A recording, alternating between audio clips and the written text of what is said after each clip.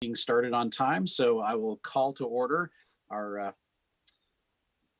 council meeting today on January 19th of 2021. And I've got one quick statement I've got to read as we get started since we are on Zoom today. So in compliance with Utah Code 52-4-207, I, Mark A. Anderson, as chair of the Logan Municipal Council, make the following determination in order to hold an electronic meeting without an anchor location. Based on the rising cases of COVID-19 in the Bear River Health District and State Public Health Order 2020-18, adopting COVID-19 transmission area restrictions, categorizing our county designation as a high transmission area, it is determined that gathering in person for the regular city council meeting is a risk to the health and safety of those present.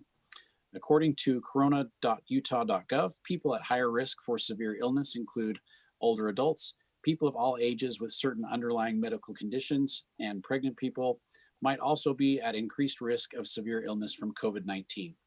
Longstanding systemic health and social inequities have put many people from racial and ethnic minority groups at increased risk of getting sick and dying from COVID-19. Given that members of the council and community who are required to be in attendance or may choose to attend have these risk factors, a virtual meeting without an anchor location will be held via Zoom. Logan Municipal Council meetings are televised live as a public service on Channel 17 on the Valley Channel, and also on the City of Logan Facebook page at www.facebook.com/City of Logan. To listen to the meeting by phone, call 1-669-900-9128. Thank you while I read that. So I'd like to have our opening ceremony. Ernesto Lopez, our council member, is going to take that. Ernesto. Hi, everyone. Good evening. Thank you for inviting me to share some of my experience and thoughts about cultural diversity. And so I prepare this with that in mind. It's been a long time coming. When I first arrived to the United States of America on September 2nd of 1996, I did so with many dreams. Dreams of achieving some degree of greatness in my lifetime, dreams of succeeding where others had failed, dreams of being all that I could be. But very quickly, my dreams were eclipsed by the inadequacy I felt being a sophomore in high school. Not only was I in the middle of the complex teenage years, but I had just landed in a school where most people knew each other. Most of them looked like each other. A town where everyone was involved in agriculture. A place where most people like me came to work in the fields or dairy farms. While the vast majority of people that surrounded me in my early years as an immigrant expected me to follow the patterns of those who came before me, there were a couple of people that saw in me something different. These teachers not only showed interest in my life and dreams, but they pushed me to excel with love and care. Without their understanding and willingness to help me get over my language barriers, I would not be here today. I truly believe God used them in a powerful way to bless me for the rest of my life. It's been almost 25 years since my arrival, and while I enjoy a fragile sense of belonging within our community, I don't believe every immigrant or diverse individual in this country shares the same feelings. We have a part of society that says to immigrants, we need you to work our underpaid fields, factories, hotels, restaurants, construction, etc., and offers them a job. While at the same time, another part of society blames that same group for the various challenges in their communities. We celebrate sports accomplishments from professional athletes, and we also condemn them for using their public exposure to denounce racial inequalities. Many of us believe God commanded us to love our neighbor, yet we seek to build walls to divide us. If you ask me, what is the state of the culturally diverse communities in our valley? I would probably answer, it's complicated. It's complicated because it's easy to forget that all people are human. All of us are one race. Regardless of where we were born, we are one people. If I am dark and you are light, we're still humans. It's complicated because if you profess a faith different than the majority, you're automatically left out of conversations and opportunities at different levels. It's complicated because our systems are designed to serve the majority with the hope that the minority will have the same level of success. It's complicated because many times we make assumptions and decisions about a group based on their ethnic background. It's complicated because if we don't experience the same pain others do, we can't fully understand that we are what they're going through, even if we think we do. It's complicated because as great as any cultural group can be, there are bad apples in both majorities and minorities. It's complicated because my official immigration papers remind me I am an alien in this great country. It's complicated because as thankful as I am to be part of this governing body, I'm only the first Hispanic to serve in it. So what can we do? In my humble opinion, a good start, of course, would be to look beyond the color of our skin, move beyond awareness and tolerance of cultures towards the celebration of their contributions. To truly care and love your neighbor to inspire greatness beyond measure. Realize that if a democracy is for the people and by the people, it's best if it reflects the people that it serves. Thank you. Excellent. Thank you so much, Ernesto. 25 years, really? This year, 25 years. That's amazing. That's amazing. And as you were speaking, it just made me think about the importance of education. So you were talking about immigrants that come here for a job, but really to lift them up, we need to offer them an education as well too. I mean, what kind of a difference did that make for you? I think it's hard to say where I would be without those 2-3 teachers who just showed an immense appreciation for what I could do. Amazing. So you said it was complicated. Please let us know, as your fellow council members, what we can do to help make it easier for our community and for individuals too. Because you're right, it's a very complex issue, and I know I often struggle with what can I do to make things better, to make people more willing to be accepting, and so yeah, I'll keep mindful of what we can do and remind us too. Well, I have a good friend who's a priest at an Episcopal church in Colorado now, and she does a Monday conversation. And yesterday, her conversation was talking about the tiny stitches we can all make to help heal the wounds of the nation and of our various communities within that nation. So if we can uncomplicate any one thing, please let us know. Will do. Thank you. Good. I think Tom is still struggling to join our meeting. And Jeff, if you would, Yeah, do we get him? We let them join him. He said they need to let me join the meeting. So I don't know if he's in as or if he came in as an attendee versus as a participant. He's done that before. Yeah, he should just look at, Jeff just sent out an email like 2 days ago. Yeah, this morning. Jeff, if you can try and coordinate with Tom and get him on, that would be wonderful. Thank you. I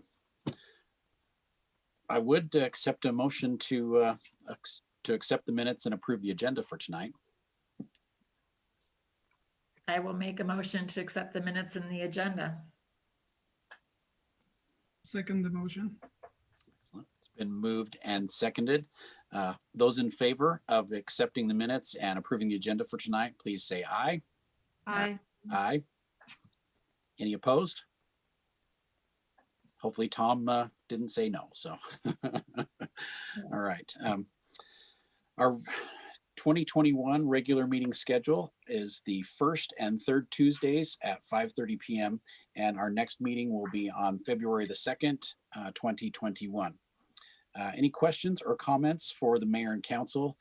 This agenda item has been suspended until we can once again have in-person meetings. In the meantime, please email your comments to teresa.harris@loganutah.org, and she will distribute them to the mayor and council members. I think we received an email with one comment today as well too. So if there are any others, please let us know, Teresa, for the meeting for tonight. Moving on, Mayor Daines, you've got a few board appointments for us. I do. The library board is those memberships sort of turn over periodically. We have 3 new individuals that we would like council to ratify if they approve.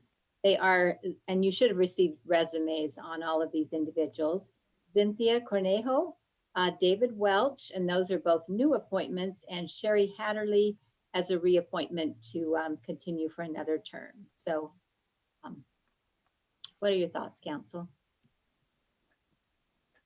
I know Dave. I think he's a great choice. Shirley was on, or Sherry, there's too many S's. I serve with her on the board. Great candidate. And the resume of our third potential candidate looks great as well. So I personally know Cynthia Cornejo. Had the pleasure of serving with her at the Library Latino Advisory Council. And I don't think we could get probably a better candidate to be in that group of people. She is very dedicated to improve our processes, our systems as a community to better serve everyone, but also to help improve those services for the Hispanic community. So I'm excited for her to be part of that. Thank you. I was able to meet Cynthia at the library board meeting last week, so I got to know her just a little bit. I think she'd be wonderful. Don't know Dave that well, but his resume looks amazing. I think he'll be a wonderful addition to the group as well too. So thumbs up from me. Based on all of that, I move we approve all 3 candidates. second, All those in favor, please say aye. Aye. Aye. Aye. Any opposed? Glad you could join us, Tom. Well, I've been knocking at the door for about 10 minutes. I want you to know I was interested. I thought I was impeached or something. Well, hopefully you were able to see Ernesto's wonderful opening remarks. No, So I hope. could he do it again? I did not see that. Well, we'll send you over the recording. So it was great. if you have those written up, I would love to have a copy of them. I do have a written up, and I will send it to Teresa to send it to everyone. Great, thank you so much. Thank you. Very good. All right. Thank you, Mayor.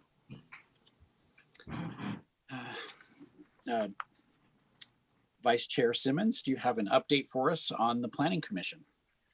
I do. Planning Commission was pretty active the other night. They heard and reviewed a request for a rezone of the southwest portion of the block of the 200 to 300 block of 100 West on the east side of the street. Now, if that's confusing enough. So basically the area there's a little parking area that's directly across from the rec center parking lot. And south of that to the corner, there's a large 2-story old rock house there. And east of that, about 2/3 of the way in the block. So there's a section there they wanted to have rezoned to mixed use. And Planning Commission felt that that was a proper request. And so we will be seeing that, I think, in 2 weeks. In addition to that, the RV park people returned with a request to have a new piece of the code added to create what they called long-term stays, which they wanted to have be 90 days renewable. And Planning Commission discussed that and will bring forward to us a restriction at 90 days period.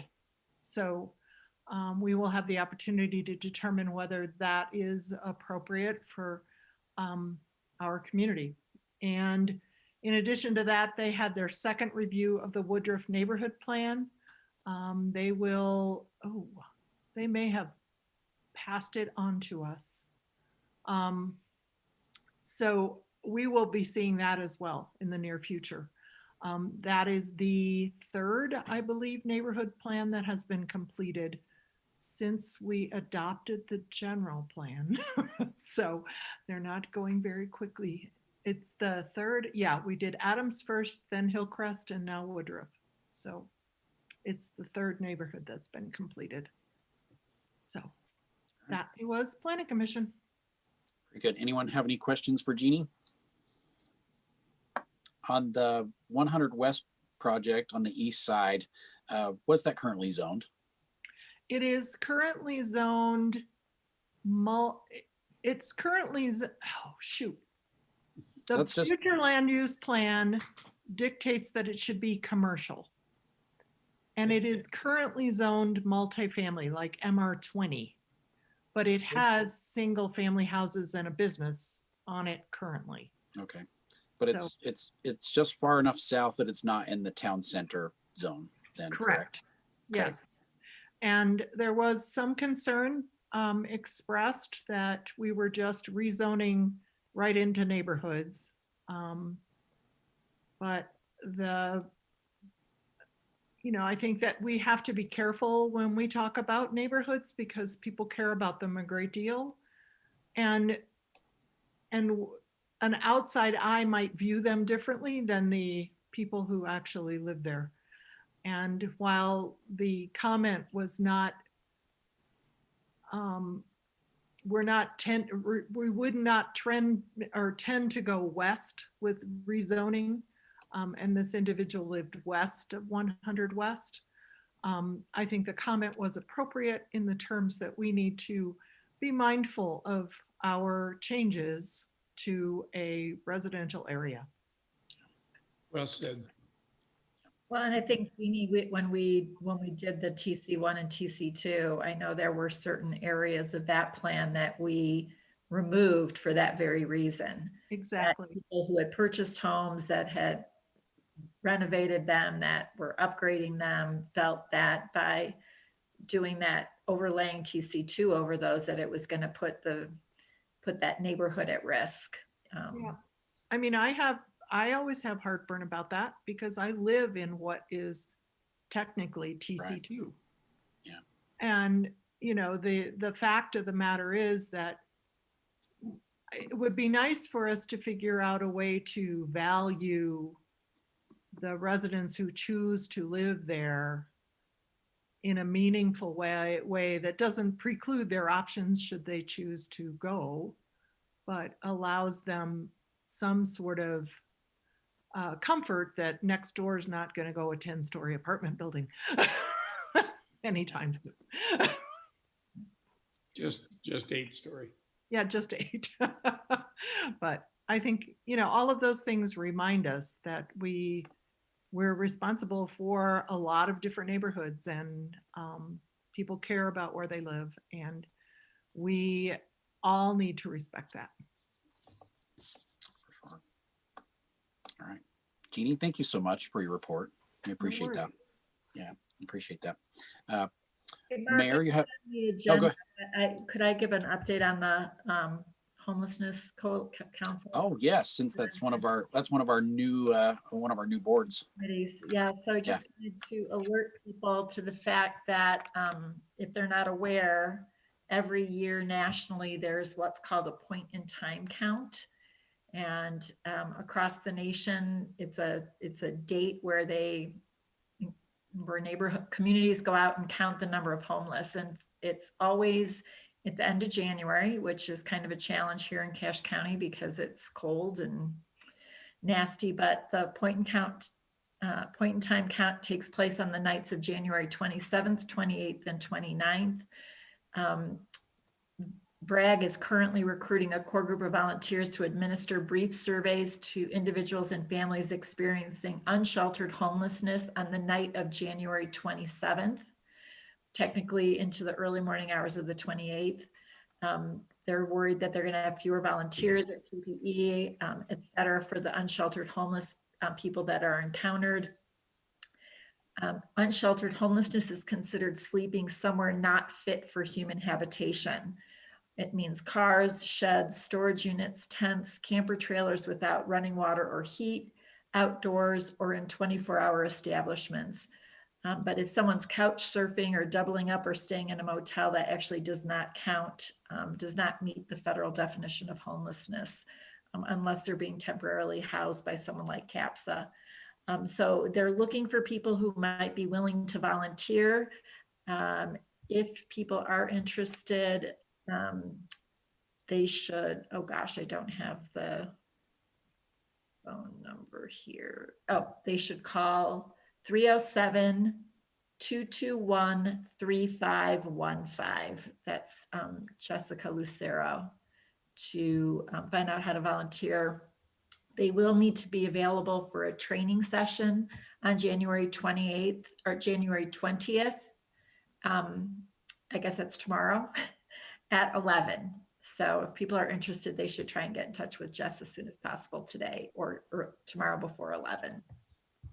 Hey, Amy, do you have, this is just a question, would the person that would do the survey or being involved in the survey, would they need to be interviewing the homeless person or just being aware that someone is there? There is a short survey that they give to the individuals. Okay. Mayor, would that be appropriate to share on the Logan City Facebook page or post that somewhere? We could ask Teresa to do that. Okay. So just Teresa. so you know, in 2019, we had 4 unsheltered homeless in the count. Last year, 59.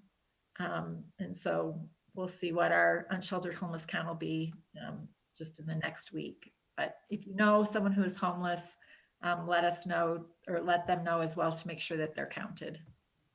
You said that was the 27th through the 29th, Amy? Yes, the night of the 27th into the morning of the 28th is the official count time frame. Okay. Ernesto? Yeah, I was just going to ask that big jump, considerable increase between 2019 and 2020. Do we know the reasons behind that? You know, Ernesto, Jess Lucero gave a report to us last, gosh, I think it was February on homelessness. I will get a copy of that and send it to you. It did address some of it. A big portion of why there is some belief that the number went up is because of the efforts of the people doing the point in time count as well in recruiting volunteers and working with an local organization called Families Feeding Families that networks with people who are homeless and provides food and other necessities to them. So some of it is just raising the awareness of what homelessness means in our community as far as people being able to be counted. But I will make sure we get a copy of that report to you since that came out and was presented before you were on council. Thank you. You're welcome. Amy, thank you so much for sharing that information with us. You're welcome. Very, very vital for our community, I think. Moving on, Mayor, you've got an update and expansion to the Recap Advisory Board. Right, along with Tom Jensen and Amy Anderson, who served on Recap the past year. Amy will be stepping down. Her term has come up and Ernesto will be joining us. But in conversations with other council members, the long and the short of it is we've had this Recap board, which has been specifically a council board for a number of years. And I've also had a group that has approached me regarding more air quality, climate change, sustainability issues. And to me, it makes sense to merge those two groups, to combine these great people that are interested and, just to make sure we're kind of covering all of our bases. So we'd like to propose, and you should have in your packet, some potential changes to the bylaws. So if you'd maybe just review those and see if you're okay with those and communicate with Ernesto and Tom as the current members on recap, we'd like to take that to recap at their next meeting, which will be the first part of February. And again, this council did adopt the Utah Climate and Clean Air Compact along with myself. And again, we'd like this group to kind of focus on some of the goals in that compact moving forward. So again, maybe just review those changes.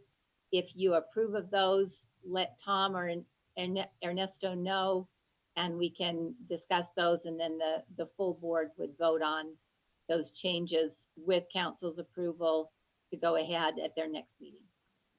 So one thing I did notice as I looked it over, Holly, is in the past, there's always been a student representative from USU. Is there, that was like more specifically called out. I know this allows for members of the USU community. Is that something that was discussed? Yes, in fact, there was a USU student at the last meeting that was kind of checking it out, so to speak, to see if she would like to join the group. And she did indicate that she would like to join as the student representative. She also has a professor on the board that's doing some research that could be helpful to us. And so she may have some specific ways to assist the board. So yes, we still include that. Okay. So Tom, can you or Amy, either one, talk to us about the reaction of the current recap board to these changes? My reaction, my perception of it was that it was accepted, and it was a good idea. I think there's some talent on both that by having the intermixing and collaboration between the two, we can come out with a stronger position. There was no opposition that I perceived from anyone. Well, I feel like as a council committee, recap has done an excellent job in pointing us in a more sustainable direction with respect to energy resources. So my hope is that if we expand it, they can also point us in a good direction for more environmental issues as we encounter them. And I think too, just in the time I've been on the board, you know, there's also often been questions about, is this in or out of the scope of recap? You know, for example, when we were looking at the small nuclear reactor, that kind of came in and out because it was, is it energy? Is it not? Is it sustainable? Is it not? So I think that giving a little greater latitude to this committee will be helpful too, because there's certainly been often a lot of questions, is that within our scope or not? And there's so much overlap. I think this will be a really good move. Any timeline on that, Mayor? Just the sooner the better.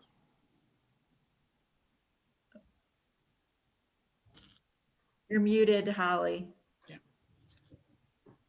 Thank you. The next recap meeting is February 5th. So with council's approval, we would like to go ahead and put it on that agenda for official ratification. So if you have concerns or objections, please email them to me. Again, this is a draft of, you know, proposed changes. If you have anything you'd like to see tweaked a little bit, please let me know.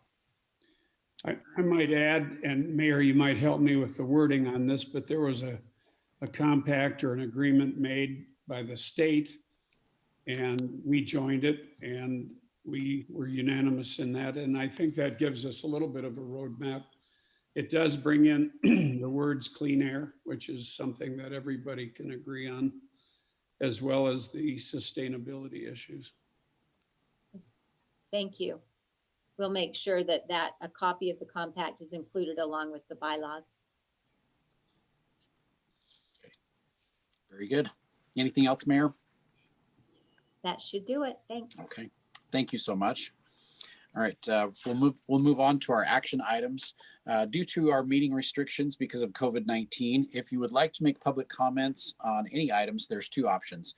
You can either email comments to teresa.harris@loganutah.org, who will distribute them to the mayor and to the council members. Although you may send questions or comments during the meeting, it's better if you can do it beforehand, and they'll be distributed to the council before the meeting, and try and submit those by Monday, January 18th at 5 p.m., which was yesterday, obviously. Also, you can join the meeting via Zoom, and when we get to the agenda item where you wish to comment, use the raise your hand feature to indicate that you want to speak. And either our host, Jeff, or I will recognize you in turn. And comments, as usual, are limited to just 3 minutes. So let's try and keep them to the 3 minutes if you do have a comment. So let's move on to public hearing for resolution 21-04, which is a consideration of a proposed resolution approving USU water rate modifications. Who's presenting that tonight? Looks like Mark is on as an attendee. Cameron, you're presenting. There we go.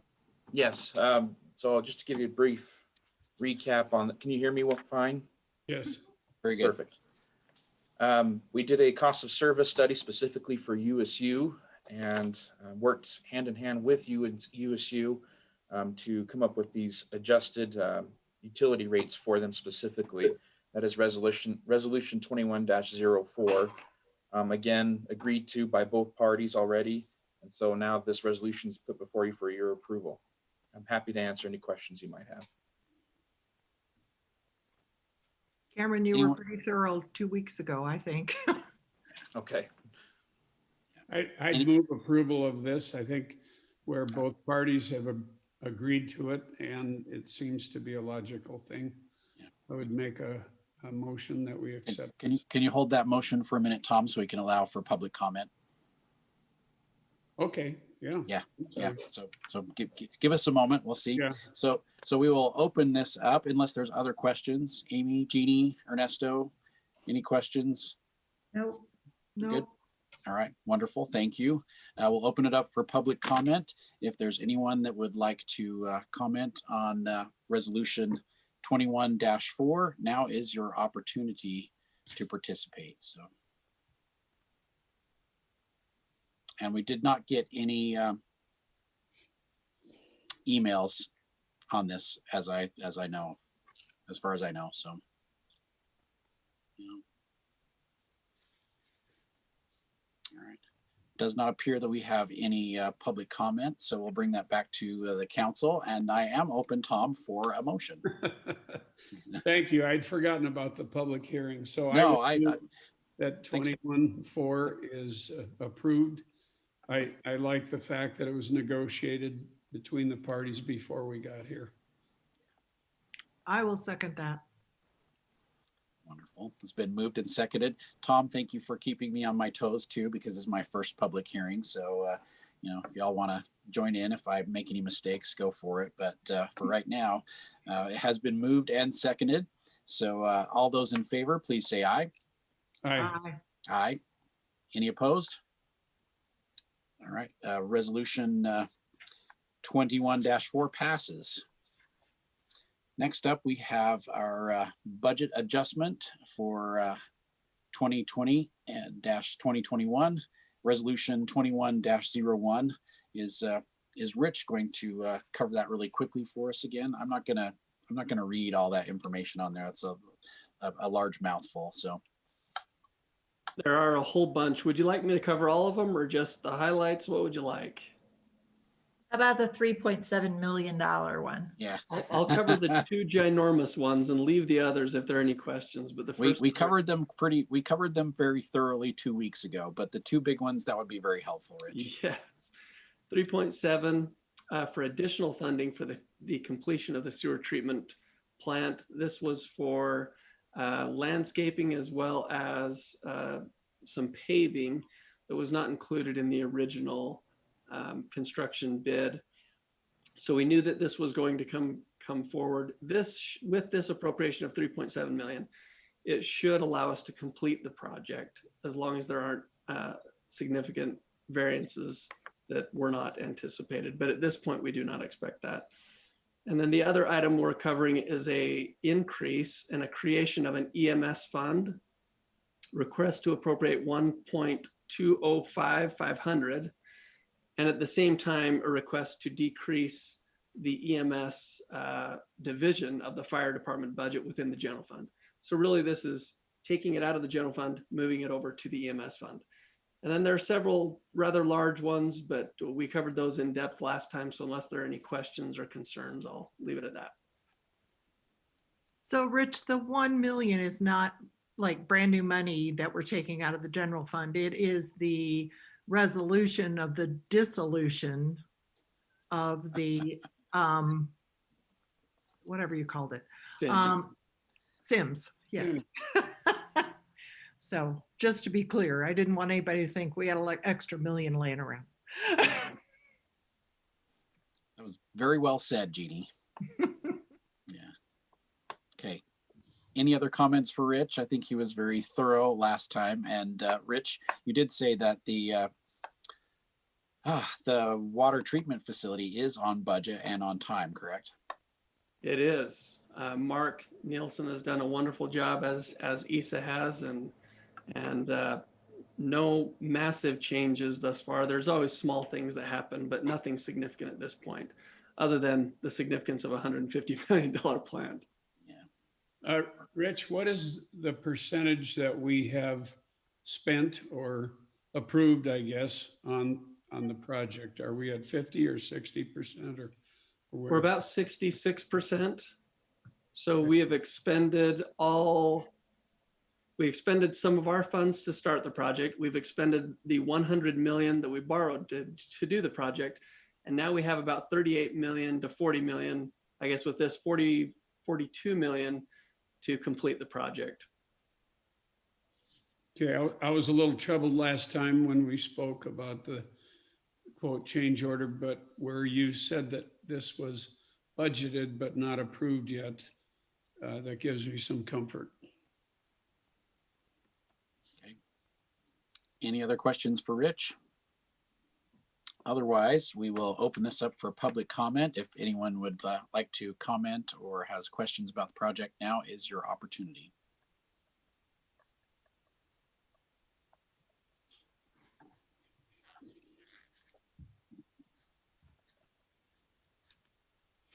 I'll give you a moment to raise your hand if you would like to comment, but Teresa, we didn't have any emails particularly about this topic, did we?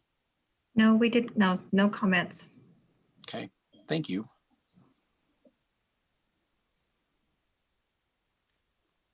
All right.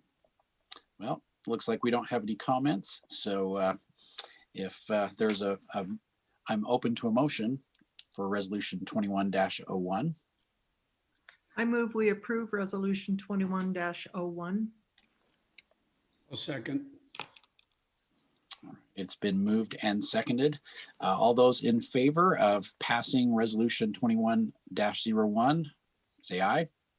Aye. Aye. Any opposed? Looks like the motion passes. Thank you. Public hearing for ordinance 21-01. Consideration of a proposed ordinance amending section 9.12.060 of the Logan. That's the number for the. Oh, it's the same number. Yeah, that's the number that I've got. So, okay. But considering proposed ordinance. Resolution one was an ordinance. Ah, there we go. Thank you, Amy. You're welcome. And it looks like we lost you. That was a nice catch there. Ordinance and resolution. Good work. Did we lose Jeannie? No, Okay. I All right. just was trying to let the cat out. Sorry. Are you letting it out of the bag? Let's hope not. Let's hope not. Okay. Considering proposed ordinance amending section 9.12.060 of the Logan Municipal Code regulating disorderly house. Chief Jensen, are you here? Yes, I am. Wonderful. Just give us a quick recap of the workshop that we did last 2 weeks ago, please.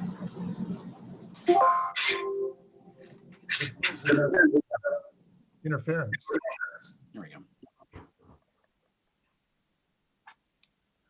You hear me okay? Yep, that works. Okay, so what we're doing here is just trying to get in line with what the state's done.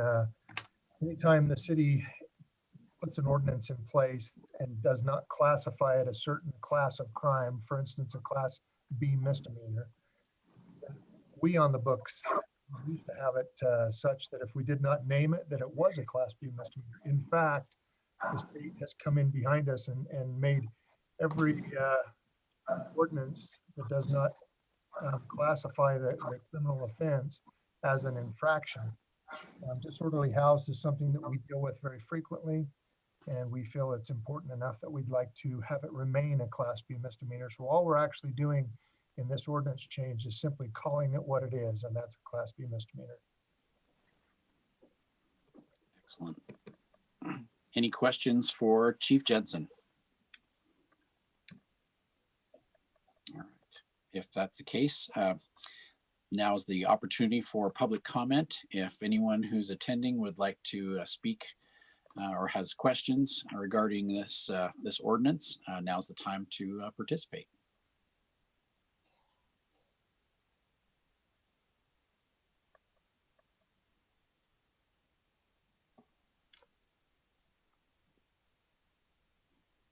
Oh, it looks like we have a hand. All right. Is this all right? Please state your name and where you live, and thanks for joining us. This is Gail B. Yost. I live at 261 South 100 East in Logan. Chief Jensen has said that it's the occurrence is pretty regular and somewhat more than occasional. And I was just wondering if you have any statistics on it, and if you have any statistics on disorderly house by neighborhood. We can certainly pull those. I don't have those in front of me right now, Dr. Yost, but I can certainly pull those and email those to you if you would like. I certainly know that in our Wilson neighborhood, we would like to see that if we have a substantial number of incidents concerning disorderly house and partying and things like noise infractions and those kinds of problems. Because even though we are not terribly close to the university, we do have a number of university students living in this area. We have a number of young people and old people. I think there's even one around the corner from me who have a lot of parties, and I would be concerned about that, to make sure that we somehow can be aware of it as a neighborhood so that we can at least call you if we see things going on, or maybe talk to the people around that area and see if they have a problem. I'd be happy to pull those numbers and forward those to you for your group discussion. Thank you. That would be very helpful. Okay, I'll do that this week. Thank you. Thank you for participating, Dr. Yost. I do not see any other hands to comment, so we'll bring it back to council. Open for a motion. Oh, could I say something first? Oh yes, go ahead, Jeannie. So, Chief Jensen, when you receive a request for statistics, that's exactly what it is, right? It's just statistics. So you'd say the Wilson neighborhood has had 22 calls for disorderly house in the past month. Yeah, we can choose the date range, and we can do it for a year or whatever. It's pretty simple to pull up on our system. But it doesn't identify particular residences. No, it's a simple number, a statistical number. Okay, that's all I wanted to know. Thank you. I would move approval, and I don't remember that. I don't have the number in front of me. 21-01. 2101. Yes. First one of the year, Jeannie, is the first ordinance. Oh, it's the, it has, is it, oh, it's the first ordinance Ordinance, resolution. yeah. Yes, I move approval of ordinance 21-01, ordinance resolution. Is there a second? I'll second that. Very good. Thank you. All those in favor of passing ordinance 2101, please say aye. Right. Aye. Aye. Any opposed? Motion passes. All right, thank you. Next up, we have certification of the Campbell annexation petition. There's a consideration of an annexation petition filed by Mark Daines on behalf of Paul Campbell for the purposes of annexing 37.45 acres, more or less, into the city of Logan, located north of 2200 South and east of 800 West. Is that Russ Holly? Are you presenting that for us tonight? He looks like Mike. Oh, is it Mike? Yeah. That works for me. Greetings. So these two items on your agenda, it's a formality. What the process wise, what this says is you recognize somebody's applied for an annexation into Logan. The city recorder has to certify that they met the application requirements, the stipulations of what they've submitted. And then once we've done this, then we put it out for public notice. We got a notice 3 times. You'll hold a hearing in March. We'll send it out to all the affected entities that are around Logan, within Logan, asking for comments. So really it's just a formality, but I'd be happy to answer any questions. So this is right down from the new strata apartments, right? Just Yes, east. it's just due east across 8th West. So do we want to look at both of these together then, Mike, instead of separately? Does it matter? And is this something we need to vote on, or are we just saying, go for it? Just, you're going to wave your magic wand and then Teresa will certify it. So the second one involved the, I'm sure there's formal language for it. That's why we have. I have a magic wand. I am a genie. I was not sure what the formal process of this was. I do not recall having done one of these before, so enlighten me. So The second one involves 2 properties on what we commonly refer to as the Kunzler property. It's just on the west side of 10th West, just north of the river. These 2 blocks of property are on the south side of 11th South, and the development company that is purchasing the Kunzler property is acquiring these 2 pieces, and they didn't come in for annexation when the Kunzler came in, Kunzler family did. So they're kind of, you've got all the mapping and stuff in your packet, but it's basically just 2 blocks of ground that will come into Logan City there. So. Do we still have the conservation easement on board, or is that gone?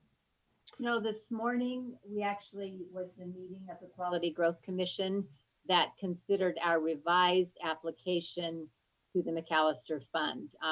We've reduced that to 73 acres down to 47 acres, corresponding price decrease. So the commission did approve that today. However, we were at this point once before, as you recall. So we have until April 1 now to get all the appropriate signatures from the Kunzler family. So assuming they do sign this, as they have indicated they will, it should move forward. So I'll keep you updated. Again, our deadline is April 1, but it looks, we do have the approval and the funding from the McAllister Fund to go forward if the family signs. Oh, thank you. That was really a perfect opportunity to talk about that. Just happened this morning. very nice. Mike, could you elaborate on when you say it's a formality? It's not an approval, is a what does that mean? It's just a formality. Well, you do have the ability to, I mean, really what your ability is to say is we accept your annexation petition, or we don't accept your annexation petition. That's really your only choice. You can't delay it. That's what we're doing. We're accepting the petition. Right. And that's why I say it's a formality, because really what you really want to do is throw it out there for public consumption and then see if there are any issues out there that we're not aware of. So are there issues with service delivery? Are there issues with other adjoining jurisdictions? Just the technical stuff that will help you frame a good decision the next time that you'll look at this. So again, Teresa will certify it that they've met the minimum requirements to apply and get to this point. And your role as a city council is to say, we're okay with the annexation petition, go ahead and enter the public process. But we also have an opportunity later, if, should something come up, to say, no, we won't accept the property.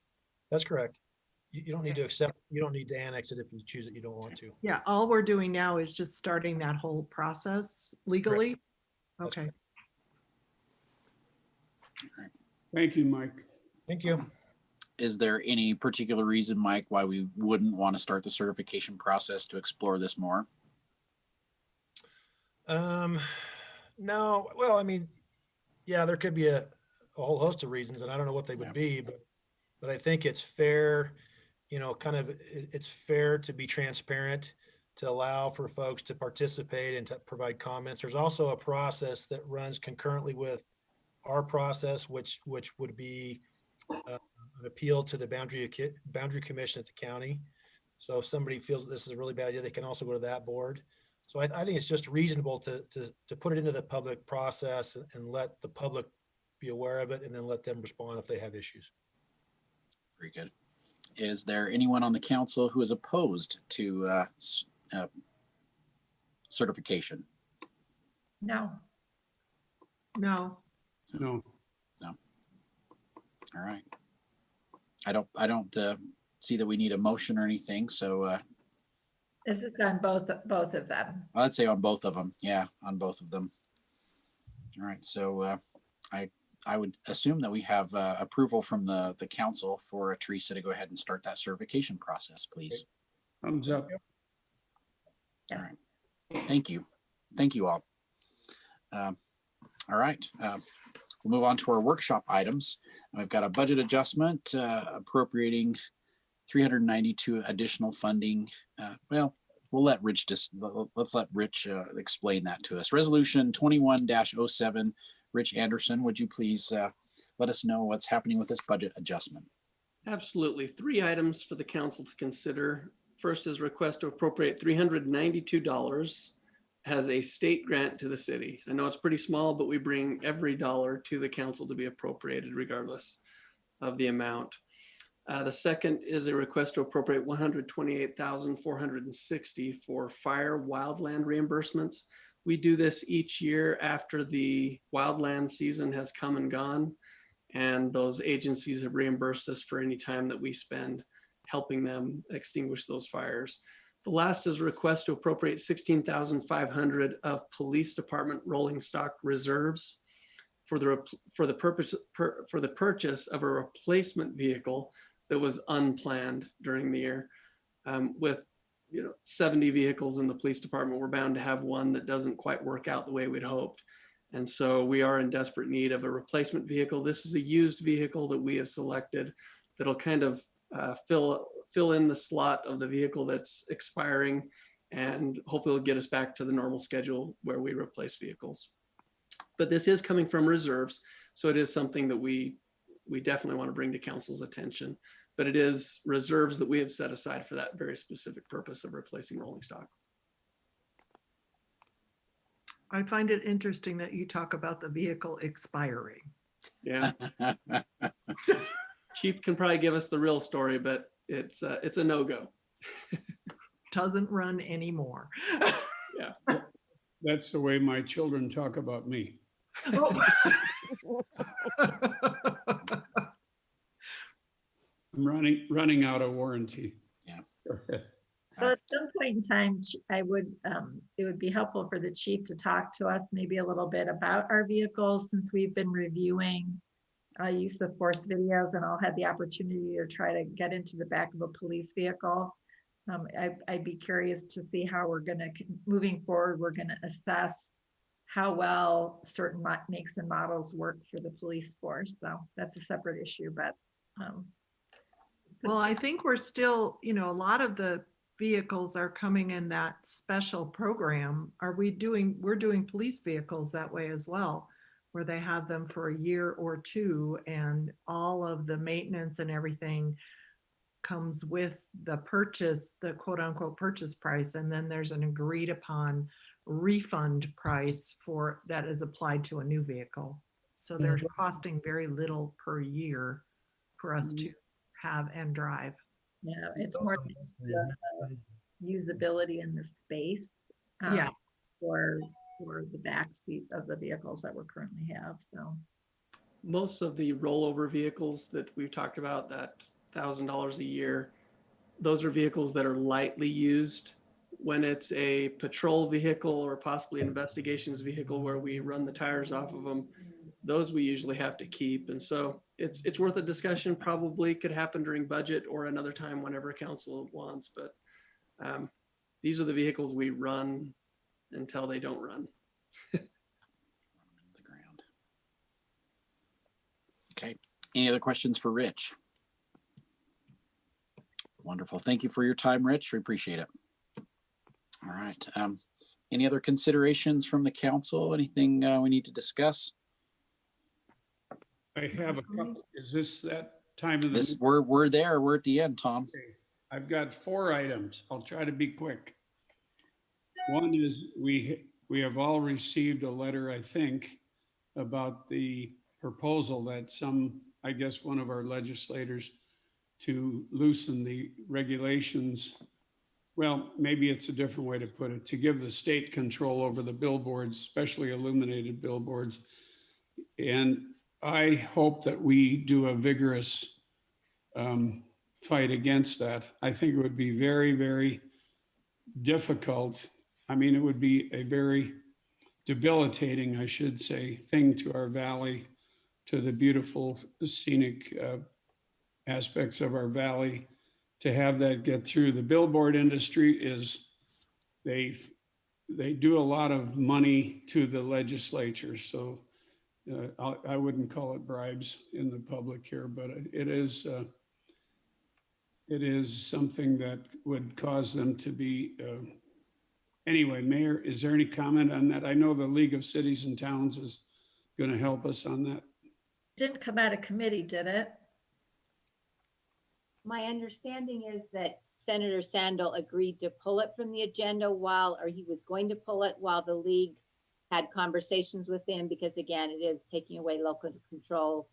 But I'm not certain if that happened today on the first day, but the league is aware of that one. I urge you to email Senator Sandel directly. If any of you need his email address, let me know. I've contacted him on that one. And again, I think other communities around the state share some of those concerns. Should we contact our own legislators as well?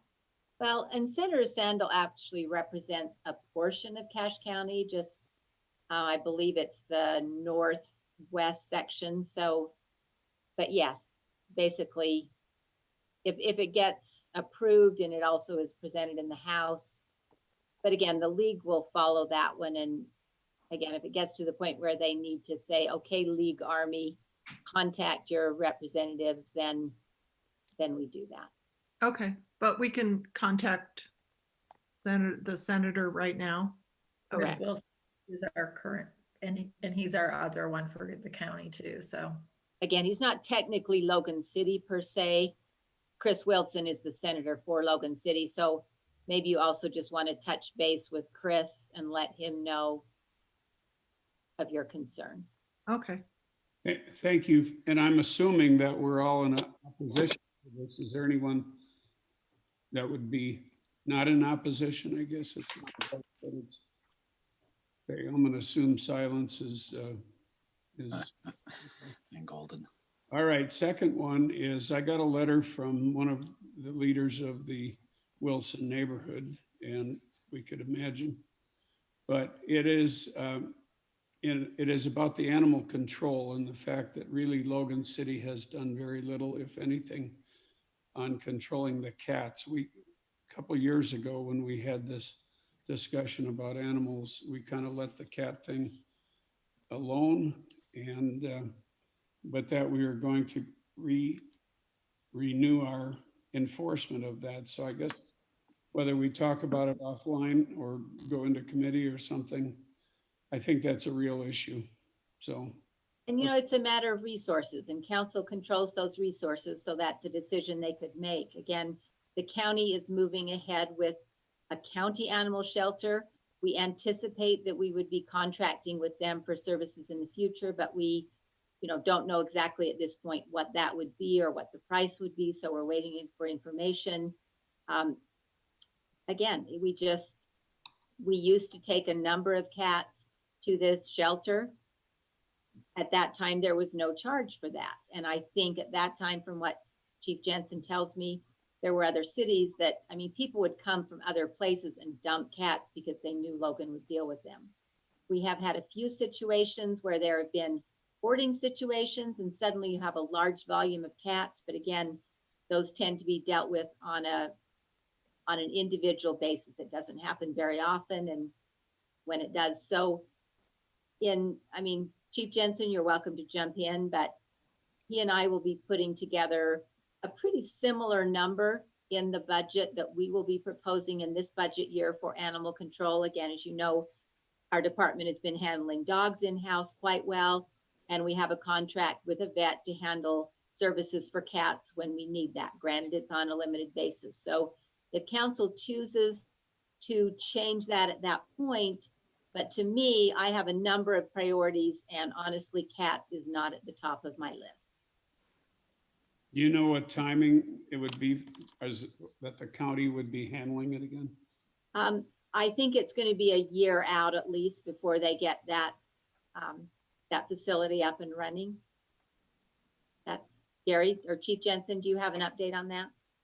I think you're pretty close, Mayor, on that. Tom, just so you do know, I know the mayor just mentioned this, but we do have services for cats. They're just limited at this time. So we're cautious as to how we utilize those services for cats. I understand that we've received probably the same letter. Mayor and I have been in discussion about this, but we're just in a situation right now that we have to be cautious as we move forward until we have this new shelter up and can understand what that means. Okay, well, I did promise I'd bring it forward, so here it is. There's another issue that was brought forward from a letter requesting that the parking regulations at approximately 1250 North and east of 600 East, I guess that's north of that, what is it? What's the high rise? Anyway, it's a high rise there. Millennium Towers. Yeah, thank you. The letter stated that they had worked with, Officer Parslow, and that they were trying to negotiate with them, but they basically had agreement among the neighborhood that in that section there, a couple blocks, that they would like to release those parking regulations. So my understanding is that Lieutenant Parslow is working with Keith Schneer and the neighbors on that, and will be bringing a proposal back to council, and they can decide if they choose to make any changes at that point. Again, the property doesn't necessarily qualify for some permits for some specific reasons. If council chooses to change those guidelines, they could certainly do that. So that should be coming to you in the future. Very good. Okay, the last one is not a complaint. It's a happy thing. And I attended a conference today. It was put on by the Salt Lake Downtown Alliance. It was an excellent program. They gave awards to a good number of businesses that had showed exemplary service and so forth to the community. But the big thing, they had a keynote speaker. His name was Charles Montgomery. He comes from Vancouver, Canada. And he wrote a book and has done a lot of studies. It's called Happy City. And it talks, the subtitle is Transforming Our Lives Through Urban Design. I'm going to buy the book. I'm going to try to get a hold of that. If others would like to get it, you're certainly. But Mayor, it goes in line with what we're trying to do with the downtown. And the whole concept is making our streets lively. And the example is he showed a picture of a street house. I used to live in Lower East Side, Manhattan, so I'm familiar with this. Houston Street, where there's a lot of these little shops and things. It looks a little messy. It's not a designer street. And then he compared it to another street that was very clean and, you know, slick glass and nice sidewalks. And he asked the audience, which one is more inviting? Which one makes you feel better? And it was pretty obvious that the street that had a lot of interaction on it was one that gave comfort, and they've done a lot of surveys on it. But Mayor, I'd offer you to get that and to take a look at it well, because it really is in concert with what we've talked about with the 20 points of Roger. Is it Brooks? Yeah. Brooks. This is another book. The League of Cities and Towns brought in this man, Peter Kagama, to speak at the last conference, which was virtual. And that is his book, which again, similar principles. And I have a copy of that if anyone would like to borrow that as well. I think we're all working toward the same goals. Right. Well, I wanted to bring this resource to you. Okay, that's it. No more complaints. Mark, one thing I wanted to just remind people, I had sent everyone an email just about formula business ordinances. You know, we've gotten a lot of questions and concerns about, you know, the in and out and just different things as we look at developing our downtown. So this is one thing that is an opportunity for us if we would choose to kind of look more strictly at some of our business ordinances on a citywide level. So if you hadn't had a chance to look at that, I'd encourage you to take a look at it. Maybe it's something we want to discuss down the road. And put on the future agenda. So sounds great. All right. Anyone else? Wonderful. Thank you all. Wait, No, go ahead, Ernesto. Yeah, I was just gonna bring up, I don't know who sent that email or who shared with everyone the news that we got ranked number something with the Oh, for the fitness? Yes. Yeah, I saw that on the Channel 13 news last week. Yeah, and I don't know if everybody in Logan knows that we got ranked, and I don't know what the process was for that, but I don't know if we would be interested in maybe joining forces with some of the gyms here in the area and maybe, I don't know, set a goal of getting higher in the ranking. I mean, I don't know what that looks like, and I don't know how to even influence that. And Ernesto, I can tell you work at the university because we used to always talk about what were the criteria that made that happen. And Debbie Harvey in the Parks Department did find the link to that survey. I thought I had sent that to you, which did talk about how they ranked it. If you didn't get that, I will resend that. But the other thing is the city, the Parks Department applied 2 years ago for a Healthy Cities grant through the League of Cities and Towns as well. And we got some funding and actually have purchased some like outdoor exercise equipment that's being installed in some of our parks and so on as well. So we continue to work on that. And that was a nice recognition. And I'll resend that link from Debbie on what the criteria was. Thank you. Sounds great. Just before we adjourn, I just wanted to make sure and thank everyone who works behind the scenes to make this all happen, especially on Zoom. I won't mention any names, but you know who you are. Thank you so much for making this all happen. We really appreciate all the hard work. We couldn't do it without you. And council, thank you so much. And mayor and everyone else who participated, thanks for your time. We have And an yeah, RDA. Don't we have an RDA? yes, that's coming up next. Oh, all right. Yep. I- Nope. No, you're good. Thank you, Tom. And with that said, we'll adjourn our council meeting and we will, we will call to order our Logan Redevelopment Agency. And we do have one action item on the agenda for tonight. So we do have a public hearing for Resolution 21-03 RDA. And we have a consideration of a proposed resolution approving agency assistance to L59 Multifamily LLC for its redevelopment project in the downtown redevelopment project area. Kirk, are you leading that discussion again? You bet. I'll give you a quick recap of what's in front of you in terms of the resolution. Ryan Reeves, I'll mention, is also here. He's one of the partners in the L59 LLC. So if there's questions you want to addressed to Ryan. He's here to answer those. Skylar is here as well. Oh, good. Skylar's joined. I knew he was out of town, so I wasn't sure if he was able to join, so that's good. They could run through the presentation briefly if you want that. We may not need to do that, but that's obviously your prerogative. But in terms of what you have in front of you, the resolution is to consider providing assistance to L59 LLC in the amount of $350,000 that would be sourced out of the RDA's Affordable Housing Fund.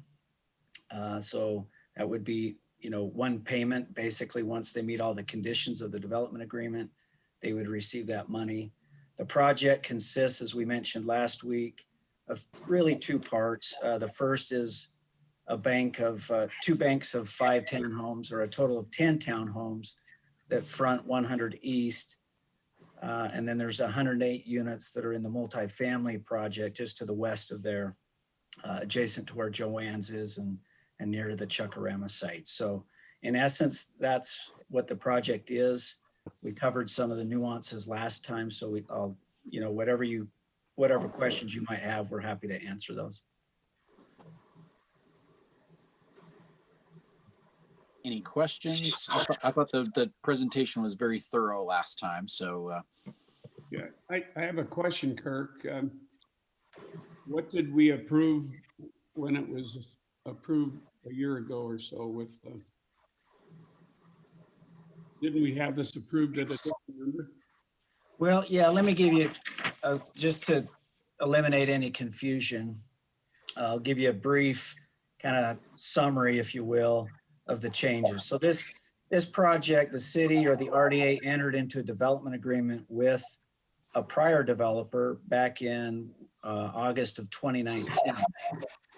Subsequent to that, the project was brought back to the Planning Commission and received Planning Commission approval. There were some changes. Most of those changes consisted of a little commercial space being eliminated. The unit count was shrunk slightly. The parking structure was eliminated. The orientation of the multifamily building changed a little bit. And then you brought in a new development team, which is Skylar, which is Ryan, and others. And really, they're taking that same project. A few minor changes that are very minor in scope, but maybe the most significant one, it did not require it to go back to Planning Commission. It's actually an enhancement of the project where they took that third level space, and rather than just having an open air patio, they've now added some square footage. So a user of that space has a third level of living area with that patio being preserved. So it's really, I think, a nice enhancement to it. And so that's really what's changed. But I know there was a question that was raised. Did the project that was approved go from 2 stories to 3 stories? That is not the case. The project is previously approved in February of 2020, and even back into 2019 for that matter, was always a 3-story structure, and it's proposed as such right now. Well, the question was, and I appreciate that, and I do like the project, and I approved it before, but what was the amount that we had agreed to provide from the RDA funds before, and why is it different now? Why is it? That's a good question, Tom. So originally the incentive package was $400,000, comprised of 2 pieces, one of which was tax increment to be generated by the project itself. That was $100,000. The other $300,000 was to be sourced from the RDA's Affordable Housing Fund. Well, with the passage of time, and now the developers reapplying for that to reinstate some type of incentive, the $100,000 went away just through the passage of time. As you know, we're near the end of the RDA's life cycle. So it just was not possible for the project to generate any substantive, there might be a little bit, but no substantive tax increment will be generated. So the entire incentive is now coming from affordable housing. And so that was bumped from 300 to 350. So that kind of gives you the evolution of All the right. incentive. That's helpful. And maybe I'm just naive on this, but if it's coming from affordable housing and we're not providing affordable housing, how does that work?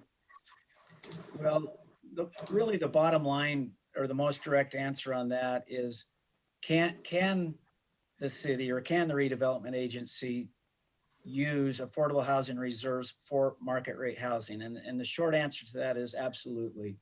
So when the RDAs were created and the legislature provided the guidelines and statutes that really guide the usage of those funds, they allow for affordable housing reserves to be used in a project area where a blight finding exists. So concurrent with the establishment of this downtown redevelopment project area some 20 years ago, concurrent with that, there was a blight analysis study taken or completed. And property by property, they looked at it, and basically a blight finding was made with this downtown project area. Because of that, it allows for affordable housing reserves to be used even for market rate housing. And I think the thought behind that is the legislature probably saw a lot of value in housing and what that means to a downtown.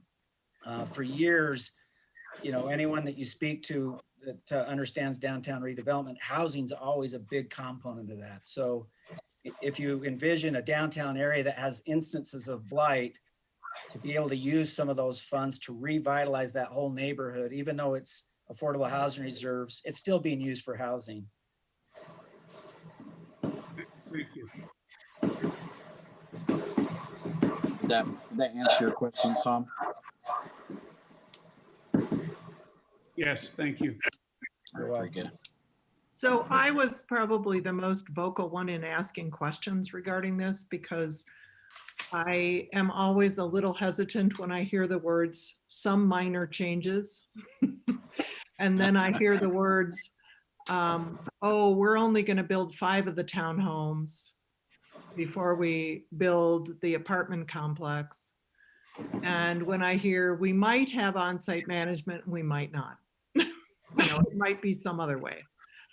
So I was a little, I asked a lot of questions today. I asked them of both Kimber and Kirk called me, and I understood when we first worked with the neighborhood and we tried hard, and it was a long process to get this project approved to begin with, because the neighborhood had some serious concerns. And so one of the stipulations, which was I had misunderstood, but Kimber reminded me that the stipulation is that the townhomes must be completed prior to an occupancy permit for the larger structure.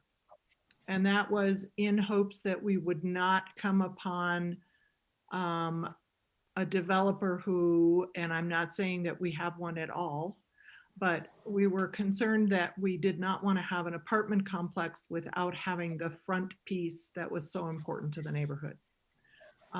So I understand that that is still in existence and still part of the development agreement. I would wish that we could have on-site management. And I suppose we could stipulate that, but I don't know if I'm the only person who's worried about that. So. Jeannie, I can just follow up to your comment there in terms of on-site management. The developer has, because this question was raised during the workshop, I followed up with them and they say, given the size of the project, their intent is to have on-site management. Well, I think it would be helpful for the neighborhood to know that, because I think that, given comments earlier, there is a concern that there's a lot of quote unquote unregulated multifamily housing in our neighborhoods. And so we would like to know that there is a house mother on board or a house father. And I think that gains more relevance with the fact that the original developer was planning on selling those townhomes as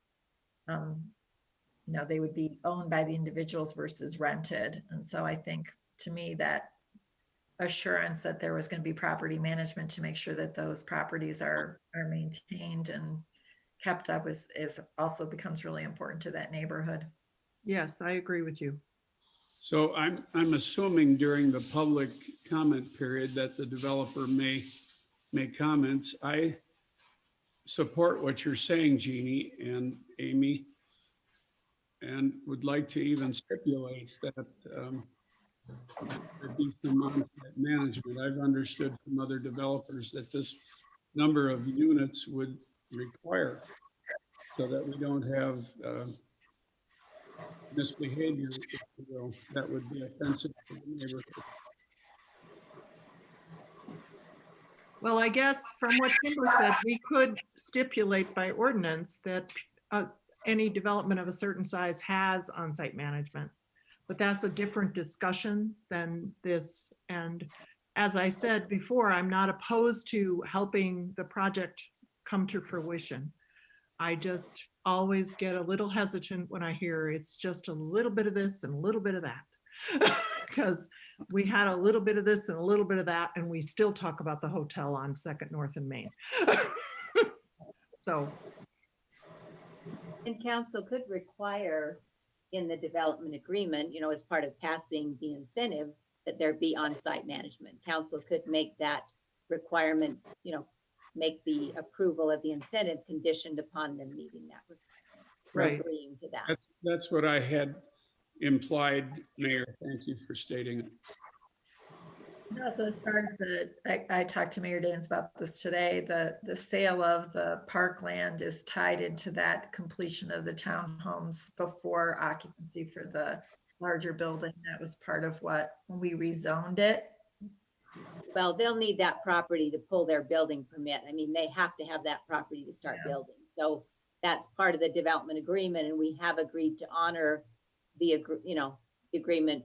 We had to sell that to the previous developers. So that is part of the package, and we're willing to do that. Yeah, one of the stipulations with the sale of that parkland was that they have to do enhanced landscaping on the park side of the property, and there's only a gated access for emergency vehicles to the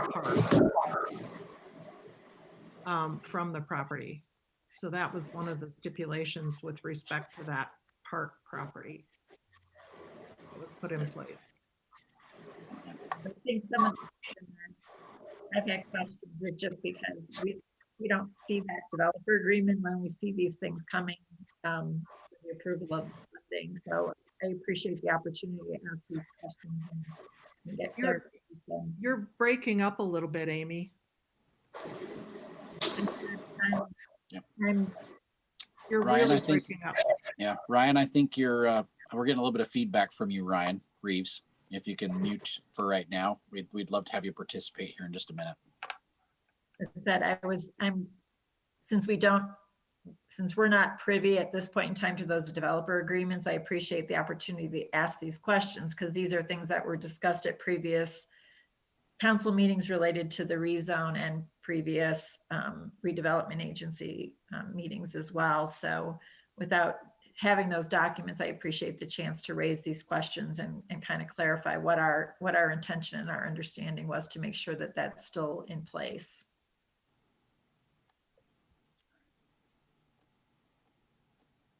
Any other questions before we open it up for public comment?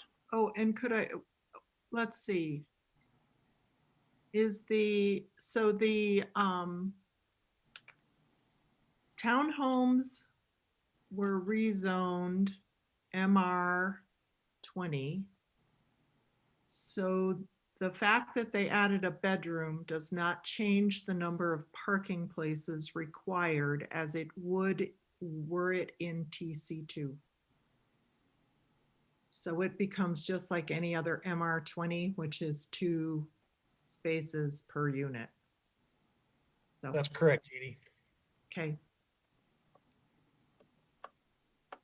Thank you, Mike. I didn't want to be talking to the wind. All right, excellent. Did you get your question answered, Jeannie? Yes, I really had it answered before the meeting, but I wanted to Okay, share where I just share had that with gone, you. what Okay.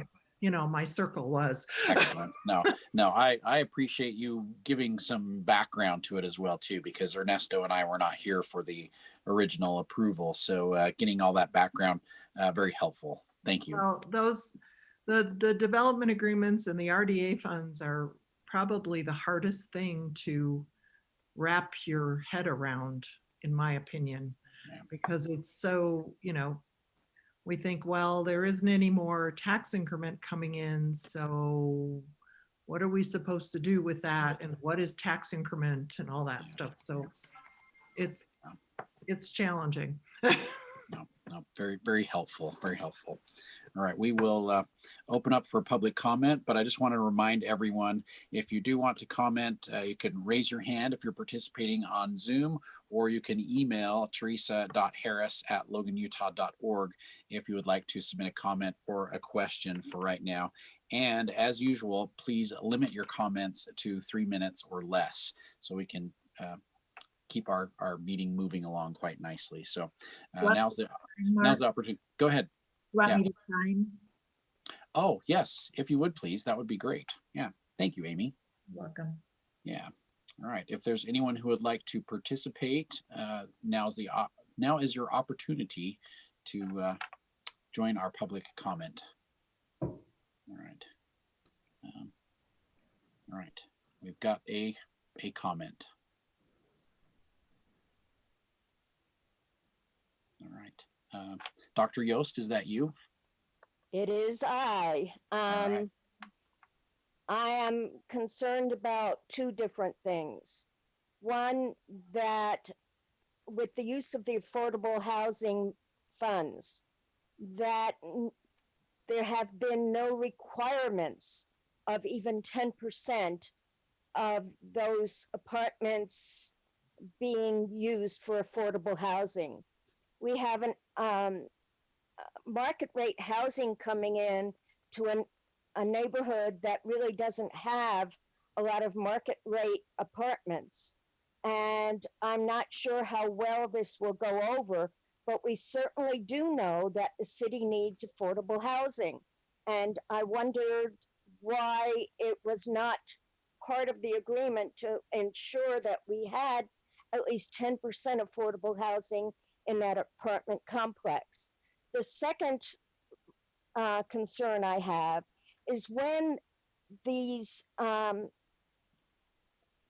searches on Bright occurred, why were the owners who were allowing that Bright to happen, who were allowing those rentals to go downhill every year without doing any kind of uplift to the housing, why were they not penalized in some way? Instead, they're getting, I understand Mr. Reeves is not responsible for that. Why was there not some kind of penalty given to those landlords who were just letting things go down into Bright just so they could get some RDA money so they could rebuild on property they already owned, but they didn't care to update in any way? Those are my comments. Thank you, Dr. Yost. Kirk, did you want to address those, or the developer? Would you like to address those concerns?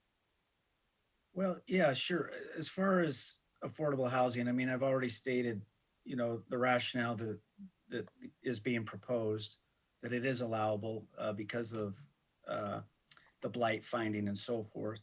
I guess I look at it this way, and this is just my opinion, but in terms of affordability, if you look at what the proposed rents are in these units, both for the studio, the 1-bedroom and 2-bedroom, and you apply an industry standard of 28% of, a family's budget, no more than that should be dedicated to housing. It's easy to see all of those units falling within that affordability paradigm.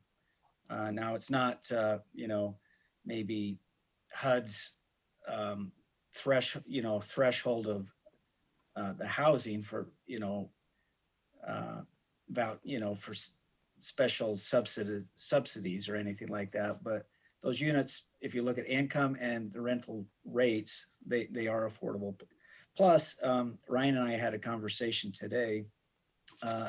There's such a limited housing market, or there's so limited inventory. Ryan was telling me there's only 33 single family homes on the market in Cache County right now, and 18 of those are $600,000 and above. So there's such limited inventory out there that, within the income parameters of our valley, that are affordable. So I think providing affordable apartment housing, which truly is affordable, really serves the population well, but it also is a well-established way to revitalize a downtown, to create that ecosystem of economic demand, for goods and services. But also there's some advantages economically. I mean, if you suppose you've got a couple people living in one of these units, you may only need one car. So maybe your transportation expense goes down, your auto insurance and so forth. Maybe you got a little more time on your hands. So there's some advantages that way. In terms of the other comment, that blight study was done 20 years ago. I guess it's really up to the property owner, what they do with their property. There's a lot of criteria that determine whether a property is considered blighted. It could be a deficient building. There's a whole slew of things. So unless it's in violation somehow of a city ordinance, it's, in my mind, really up to the property owner. Good. Thank you, Kirk. Mr. Reeves or Jenks, would you like to make a comment, or if there's anyone else for public comment, now's the time.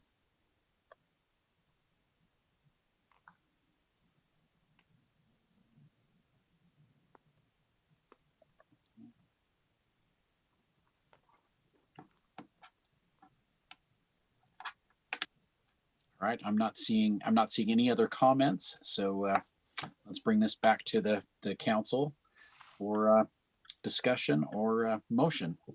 So Can I ask one question? Oh, go ahead, Amy. To say before we get into that, one of the things I did do, because I have some of the same concerns that Dr. Yost raised just about affordable housing and how are we using that, and just kind of went back and refreshed my memory as to what resolution we passed that established what our guidelines were. And this is what, let me pull it up here, and this is what we currently are at. But we resolved that for affordable housing is defined as housing owned or occupied by a low or moderate income family as determined by the resolution of the agency, which was us at the time. And we resolved that low household income shall mean gross household income equal to or less than 80% of the median gross income for Logan. And moderate household income is income 81 to 120% of the median gross income for Logan. And from what I can tell right now, that's currently $61,000 for our community. So I guess that definition of what is affordable housing, I think we kind of need to keep that in mind. I would love to say we need to do more low income housing, but the way we've written it, it's low, it covers low and moderate. So I think as Kirk outlined, currently this actually does, based on what the rents they're going to charge, this actually does fall into that affordable housing definition that we set back in 2018.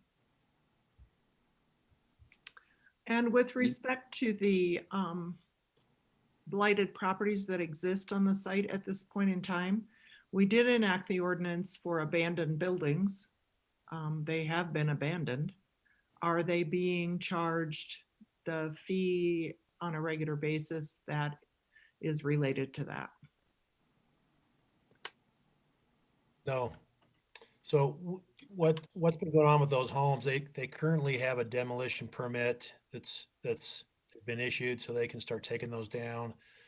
They've allowed the fire department to go in there and do training, so that's obviously led to enhanced deterioration. But when we were dealing with the previous owner, they knew they were going to sell it. I mean, that was in the process, so we were just trying to, get the weeds cut, get the homes boarded up so nobody can get in there. And then when the fire department got in there, they opened them back up. So it's been a process, and not a perfect process, but ultimately we're going to get a better project there. So. Okay, thank you. But that is one way that we have attempted to eliminate absolute neglect is with the abandoned property fee. So.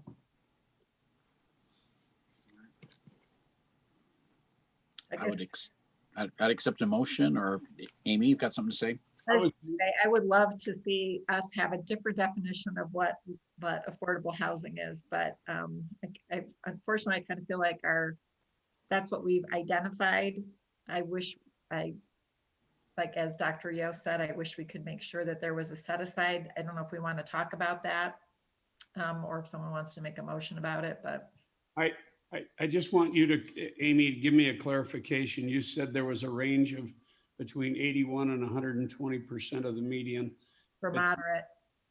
For moderate. And you said that was 61,000. Is it 61 at the 120 or 61 at the 81? 61 is the average. So it's 80 to 120% of that average. So. Okay. Oh, see, you're saying 61 is the median? Yeah. Or the average? Okay. And I just want to say, I echo what Amy is saying. I'd like to, at some point, have that conversation of defining what affordable housing is more in line, I guess, or more realistic, maybe, of what the city is living.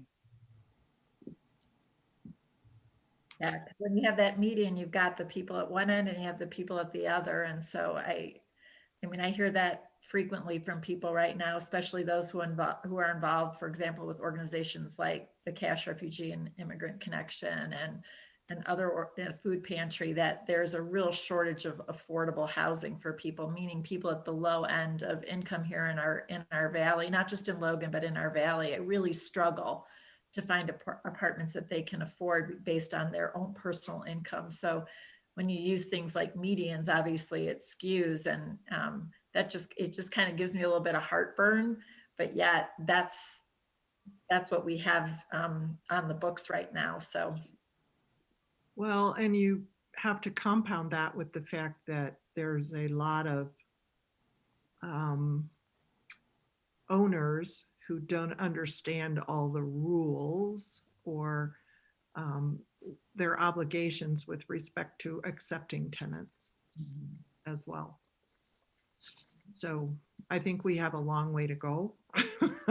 But I do know that in the case of some projects that we have approved, their funding sources, their capital sources have required them to have a certain percentage of affordable housing within their project.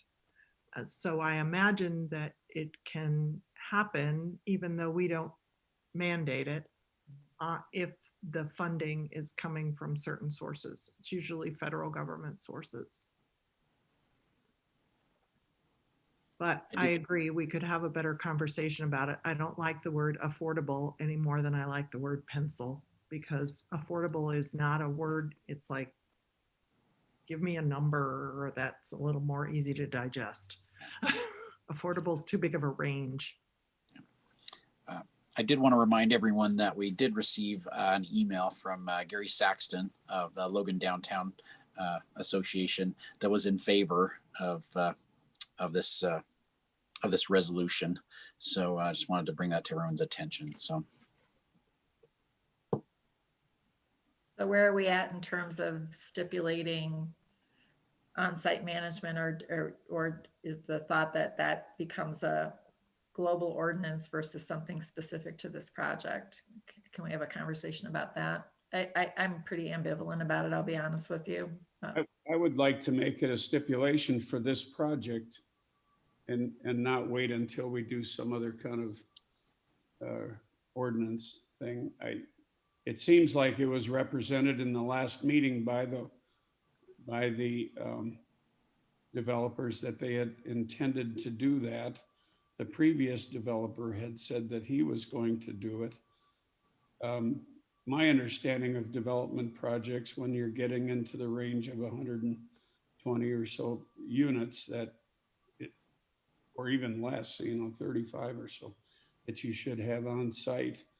And I think that the sensitivity to the neighborhood would require that there be on site so that there could be someone to manage disputes or misbehavior of noise or park, whatever the issue is. So I would like to see it as a stipulation. Tom, you want to make that in the form of a motion? I will so move. I don't know the number on it, but I'll move that this is approved and that it be stipulated that there be on-site management. I will second that. Okay, it's been moved and seconded for resolution 21-06 with an amendment. Any discussion before we vote? 03. 2103, RDA. Oh, sorry, I skipped ahead. 03, I did. I was looking at the wrong line. So any discussion? All right. Should we have a roll call vote for this one, or are we okay with the? Sure, All right. whichever. Yeah. Amy? Aye. Jeannie? Aye. Tom? Aye. Ernesto? Let me backstep a little bit. Ah. May I ask whoever was talking on behalf of the developer, what does that mean to them if we stipulate this? Like, does this put anything, the plan, does it halt it? What does that mean to them in their timeline of things? I could speak to that. This is Ryan. I don't believe it's going to halt it or disrupt the development by any means. We had made an internal decision a few weeks ago that we were going to, in fact, after talking to our management company and reviewing the number of doors and the lease up, that it probably would be better if we did facilitate that and do an on-site management.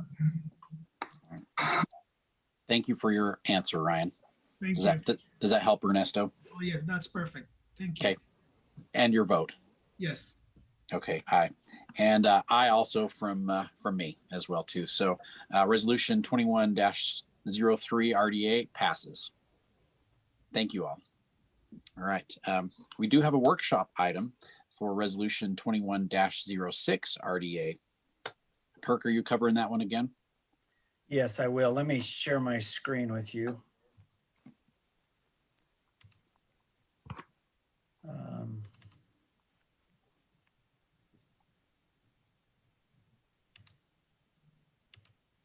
Can you see that okay? Yes. Okay, very good. So in front of you, you have a resolution for your consideration to approve agency assistance to the entity 300 North Main LLC for an investment it has recently made in acquiring property located at 25 West and 35 West 300 North. So in front of you, you can see basically what is that northwest corner of 300 North Main. So just north of the police department, and there's all different colors, and I'll explain those right now. So first of all, the parcels that have recently been acquired by 300 North Main LLC are shaded in green there. So just to orient you, the one further to the right, the address there is the 25 West 300 North, and that is where Emiliano's Bakery currently is located. And then the other parcel, 35 West 300 North, is immediately west, and that's the parking area that serves that particular building. So in an effort to revitalize this entire corner, land assembly has been taking place for a lot of years. About 11 years ago or so, the city acquired the small corner piece, which it might be too small on your screen. It's parcel 0001. That was acquired, like I say, 11 years ago. More recently, in September of last year, the remainder of that blue shaded area was acquired by the city. So that's the former Army Navy building, as it's referred to, the former location for Brent's Automotive. And there's a single family home, the portion in blue that's furthest to the west, which was also acquired by the city. So as you can see, that land assembly challenge, which has been a big challenge for a number of years, is we're starting to see some progress that way. So the other key property owner at this particular site is the entity 300 North Main. And as I mentioned before, they just recently acquired those two parcels shown in green. Besides these parcels, the principals of the entity 300 North Main LLC, the subject of the resolution tonight, they have ownership in other properties that are on this same block. If you look above the blue, you see the orange, and they own that building too. That's where Fox Pizza and some other businesses are located.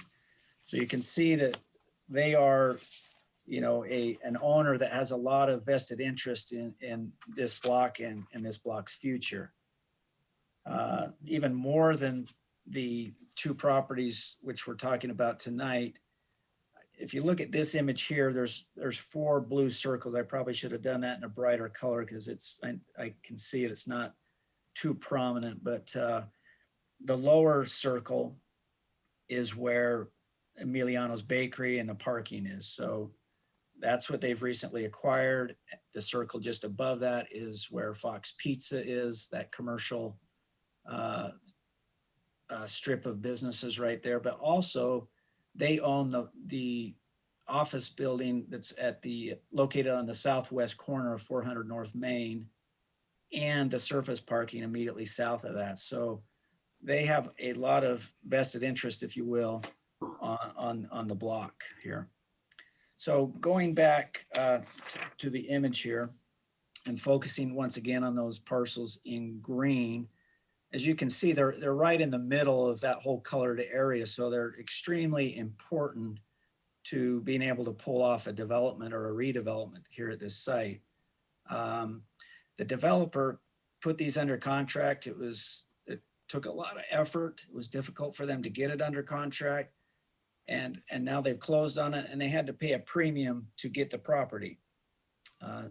So again, recognizing the importance of the properties in achieving a redevelopment on what is a very key corner, it is proposed that the RDA mitigate the developers having to pay an above market price by assisting them by agreeing to subsidize their future demolition efforts, which would also serve the interests of the RDA by eliminating blight and move us one step closer to having a redevelopment site that would enhance Logan's downtown. So to kind of boil that down into some specifics, what is proposed in the resolution tonight, and you can see the wording there on your screen, but it would be to have 300 North Main LLC, or to make available to them up to $150,000 from the RDA as a credit or a potential credit toward demolition of, you can see item A, the building located at 25 West 300 North,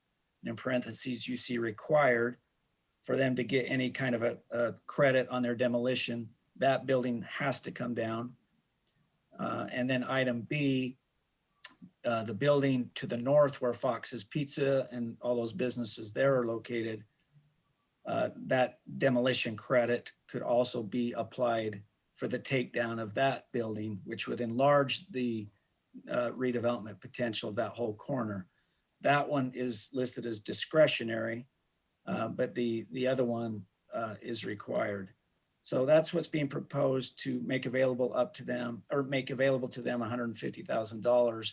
And then as you can see at the bottom there, there is a time element to that, as soon as is reasonably allowable, but no later than December 31st of 2025. And then that proposal is conditioned upon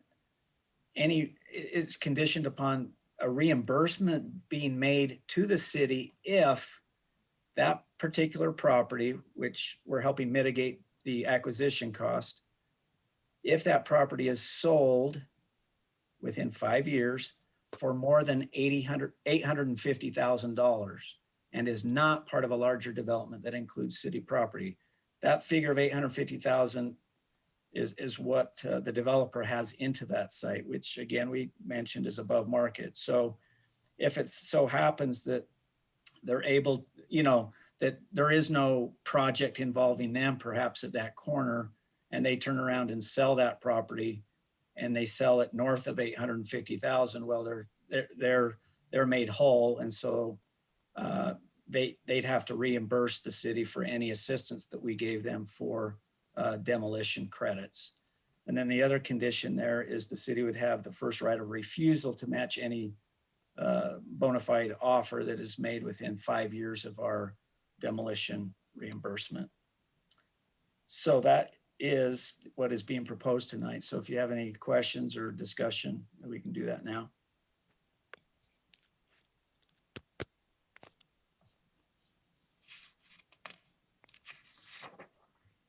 Any questions?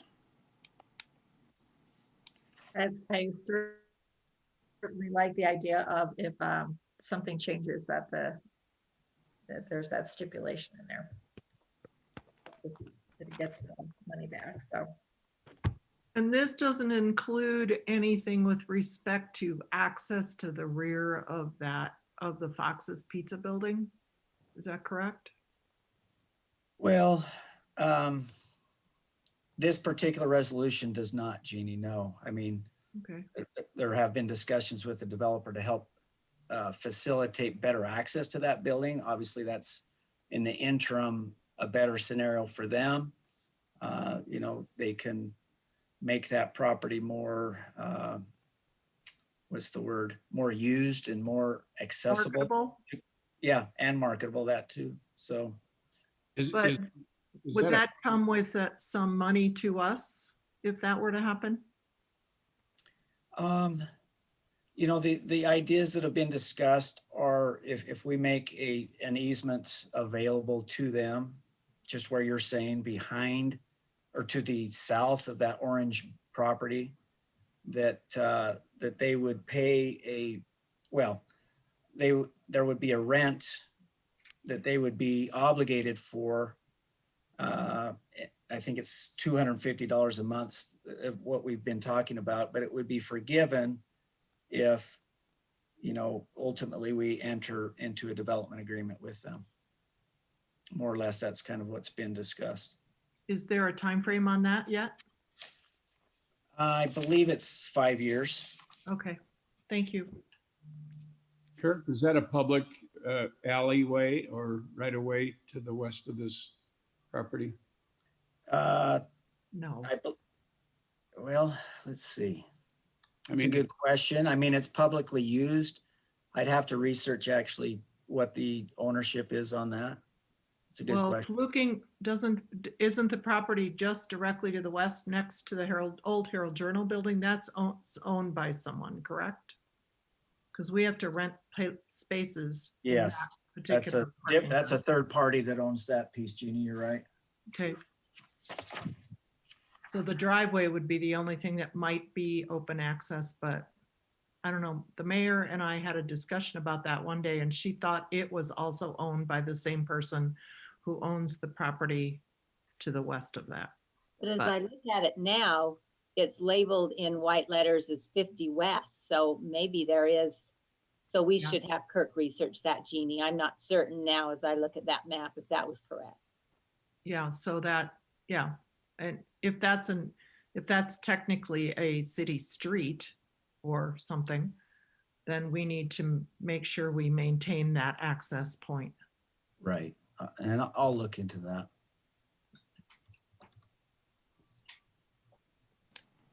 sounds good. This has been a long process.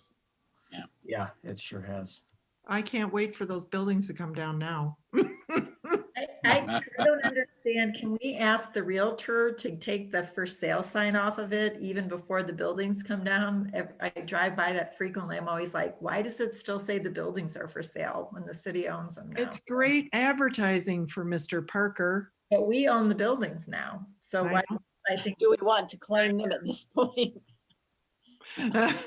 No, we're working on asbestos mitigation. The one complicating factor is the warehouse that's behind the Army, Navy, and the kind of the repair building has a common wall with the restaurant. So again, the new owner of the restaurant, has to go through the process with the current tenant. It would be more efficient to take everything down at the same time. So it would be nice to take it down as soon as possible, but we may have to be a little patient if we want that to be as efficient as possible. So we're kind of working through those details right now. Thanks for the update, Mayor. Maybe we could create a big sign that says soon to be demolished. Don't you want to just paint the buildings? People always, they put up those great big development signs that say, and put a fence up and, you can't walk there and plywood. So we could put a soon to be demolished sign. It needs a coming soon sign. Oh, there you go. Yeah, coming soon. Mayor, is there a plan for this project that do these developers, owners have an idea that they're going to develop it? We are having conversations, but they're in the very early stages. So no, there is nothing concrete at this point. All right. And once we get further along, we will certainly come to council to discuss that. I will celebrate it. I think we all will. So any other comments? All right, Kirk, thank you so much. We appreciate the information. Hey, you bet. All right, that was our last item on our agenda. So Mark, you're down 20 to go. I know, I can hardly wait. Thank you all for your help and suggestions and participation. And we'll be back again with another meeting here on the 2nd of February. Thank you all so much, and we are adjourned. Everybody have a good night. Bye, y'all. Everyone. Bye.